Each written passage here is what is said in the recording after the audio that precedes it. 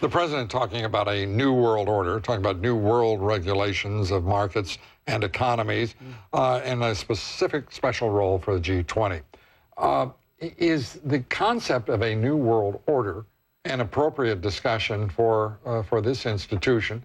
And is it likely to be an effective discussion if indeed it were even termed to be desirable? Bruce, you first. Well, let's bear in mind that he's talking about the economic issues of the G20, which is not a UN body, and I think that's actually the right place to do it. One of the things that people have tried to do in the past is involve the United Nations in big economic questions, and that's a disaster. The UN's irrelevant on these issues. Getting the big economies together to talk about the major issues that they're confronting in the financial crisis through the G20 is the right move. Steve?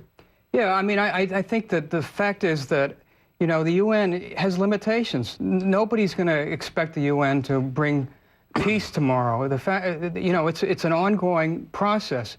But the fact is that the UN does provide a forum for different viewpoints to come together and ways to come to agreements that produce results. And this idea that you can just dismiss the UN as an irrelevant body seems to me preposterous. Oh, I don't think they're irrelevant. I actually think they're extremely dangerous. A talking shop would be marvelous. To bring people together to confront, discuss, I think there's a real reason for that, a need for that. But the UN spilled over those bounds a long time ago.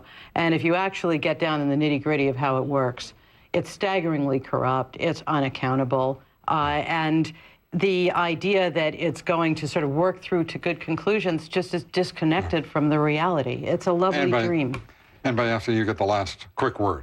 Well, I'd have to say that the problem today and over the next couple of days is that it's President Obama is going to try to use the United Nations to change the subject, take the attention off the failing domestic policies, and unfortunately give status to an organization which is not really in sync with American values. Economic proliferation is a pretty important subject, though.